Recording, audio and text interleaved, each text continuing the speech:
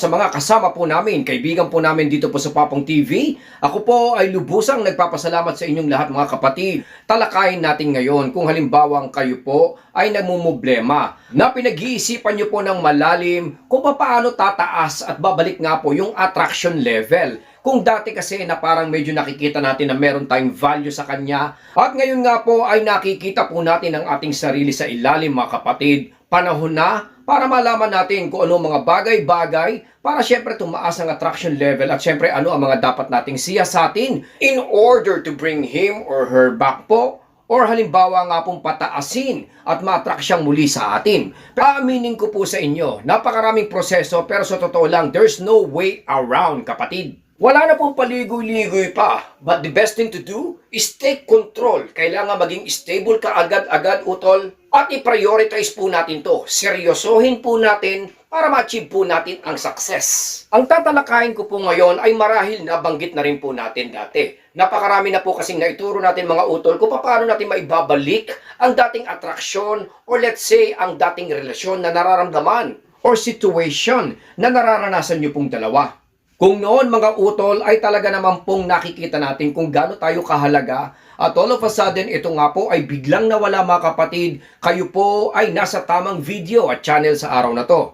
Dahil gusto ko po kayong gisingin at mag-isip-isip muna for a while mga utol dahil alam ko na tayo po ay medyo nag-overthink sa situation dahil nga po emotionally wounded tayo at nahihirapan tayong magkaroon ng focus at makapag-concentrate po sa nangyayari. Pero tandaan natin mga utol na napakataas ng percentage ng ex natin, he or she, ay talaga naman pong meron pang interest sa atin. Ipapaliwanag ko po yan kung bakit. Because scientifically proven mga utol na ang breakup or relationship ay napuputol. Pero ang attraction or let's say ang attachment mga kapatid ay hindi po kaagad-agad po ito nawawala. Ang paliwanag po rito ay nakatuon dun sa tinatawag nga na naging chemistry nyong dalawa. Or let's say, yung foundation na binild nyo mga utol. Ito po ay literal na hindi natin kontrolado dahil nangyari na po. Ito po ay proven na, ito po ay pumasok na po sa isip at puso ng bawat isa sa inyo. Kaya nga po ang paliwanag dyan mga kapatid ay siguradong nagkaroon kayo ng attachment together. Maaaring ito po ay sadyang negatibo sa ngayon or let's say medyo hindi positive nga po. Pero let's say negative or positive mga utol, ito po ay nangyari. Alam kong madalas na pinag-iisipan na tinatanong nyo sa sarili ngayon kapatid kung bakit naka-move on siya ng ganun-ganun lang kadali. Galit na galit siya sa atin mga utol at talaga naman pong binabasura niya tayo sa mga oras na to. Pero ang paliwanag at in-explain ko nga po ngayon mga kapatid ay maaari at napakataas ng percentage na hindi pa rin nawawala yung attachment.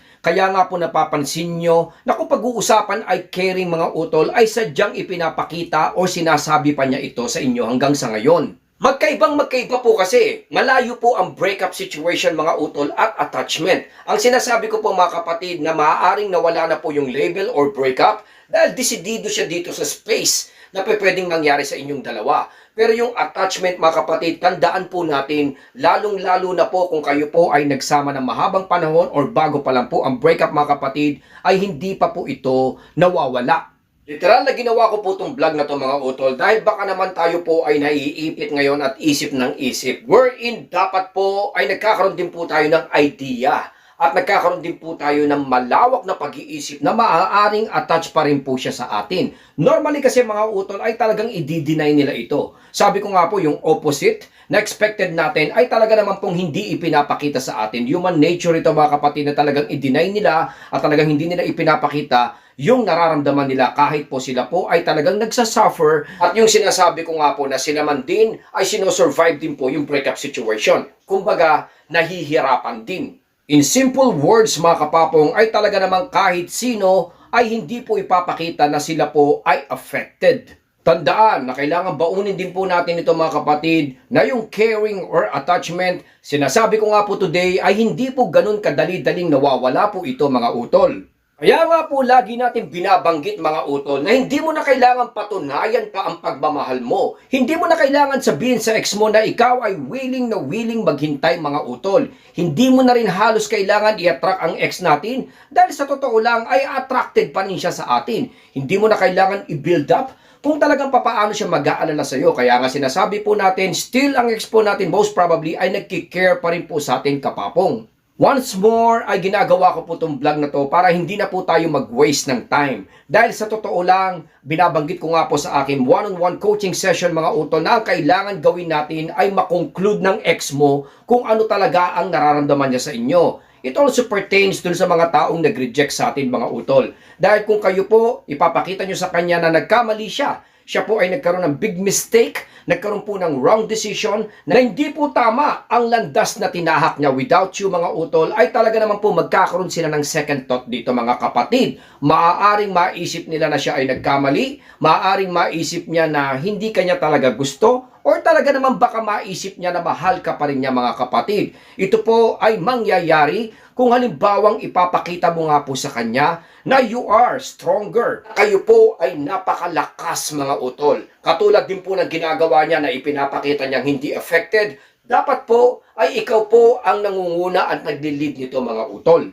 Today mga kapapong ay binabahagi, ine-emphasize ko nga po na ipakita natin na kaya nating ibigay sa sarili natin ang self-respect. And also dapat maintindihan po niya na kung kayo po ay nilagay niya sa posisyon kung saan kayo po ay naging dumpy mga kapatid at siya nga po ay dumper, ay meron din po kayong mga iseset na standards at boundaries po towards him or her mga kapatid. Hindi po niya dapat isipin na kayo po ay parang wala lang, na parang kung kailan lang po niya kailangan mga utol ay pwede. Kung tatawag po siya mga kapatid ay agad-agad nasasagot ka. Kung te-text po niya kayo ay agad-agad na magre-reply ka mga utol. Kung kailangan kanya mga utol ay very available ka. Hindi po dapat ganito. Na kung siya po ay naglagay ng boundaries, naghiwalay kayo mga kapatid, inalis niya yung label dun sa relationship nyo, kailangan mga utol ay mayroon ka din. Hindi po pwede na porket siya ay naglagay ng boundaries, ikaw ay open wide at libreng-libre po sa kanya mga utol. Hindi po. Kaya ko po sinasabi ito mga kapapong, if you want to make your ex, him or her to feel, maaaring ito po ay medyo magiging negative sa una,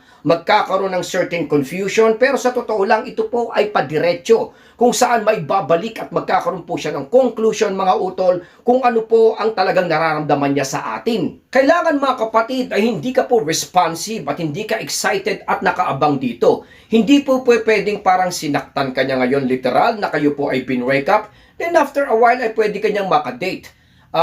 Let's say for example, kayo nga po ay kinausap niya ngayon at hiniwalayan mga utol. Kayo po ay syempre nalungkot at nasaktan. Then after a while, pinapapunta niya kayo doon sa kondo nyo at okay na raw, pwede na raw kayo mag-usap. Hindi po pwede ito mga utol. Hindi po dapat ito ang nararamdaman ng ex or taong nag-reject sa atin mga kapatid. Dapat po nakikita niya kaagad-agad na nagse-set up kayo ng mga boundaries kahit kayo nga po yung dumpy sa situation. Alam ko po kapapong na tayo po ay naghihintay ng pagkakataon kung saan tayo ay magkakaroon muli ng chemistry or kung paano nga tayo ko-contact or magre-reconnect nga po sa ex natin. Ito po mga kapatid ay araw-araw nating iniisip, alam ko po yon at talaga naman pong inaabangan nating mangyari. Pero kahit alam ko na gustong-gusto nating mangyari yan mga utol at talaga naman pong inaabangan natin, pinapaliwanag ko nga po ngayon kapatid na hindi natin dapat ipakita. Pero habang ginagawa po natin ito, ay dapat at the same time tayo po ay nagse-self-heal at talaga naman po binabalik po natin yung self-respect. Ipinapakita po natin dapat ito sa kanya mga utol. Huwag mong pabayaan na parang binabaliwala niya o nilalapastangan niya yung mga boundaries na ipinapakita mo mga utol. Whenever he or she ay nasa gitna nga po ng confusion. In other words, kung gusto mo siyang ma-hook mga utol, ipakita mo na ikaw ay klase ng tao na meron po kayong mga certain standard na hindi po ganun kadali ang mga bagay na kunyari parang pipitasin lang niya ay makukuha niya mga utol. Binigyan mo ko ng sakit, binigyan mo ko ng problema, naging complicated ang situation, nilagyan mo ng separation, nilagyan mo ng distance, ang relationship nating dalawa, pag-aralan at ipakita mo sa kanya mga utol na hindi po ito ganong kadali na maibabalik mo rin. It will make her or his feeling stronger once again mga utol at dito po niya makikita ang inyong halaga. Pag-aralan po natin mga kapatid na maging matibay and of course maipakita sa kanya na kung ano ang ipinapakita niya sa iyo na parang hindi siya affected mga kapatid ay dapat doble ang pinapakita at ginagawa po natin sa kanya. Mga kapatid, I hope I made it clear at sana naman po nakatulong po tayo sa mga nag-iisip kung ano ba talaga yung tamang character at syempre po yung dapat nating i-display sa kanya. Hindi lang po kasi dapat positivity yan mga utol. Dapat po hindi rin po niya nakukuha yung mga bagay na alam niyang madali sa kanya. Kaya nga po before, binanggit natin yung mga emotional or privilege or boundaries. Emotional privilege na alam ng ex natin or taong nag-dump sa atin na ganun-ganun lang at madali naman nila makukuha dahil alam nila na you had certain feelings po sa kanila. Ipakita natin kapatid kung paano tayo humaharap sa problema. Ipakita natin mga kapatid kung paano natin tignan at gawing positibo po yung mga situation or mga bagay-bagay. Pakita mo po na kontrolado mo. Hanggang dito na lang po muna si Papong TV. I hope na nakatulong po tayo today.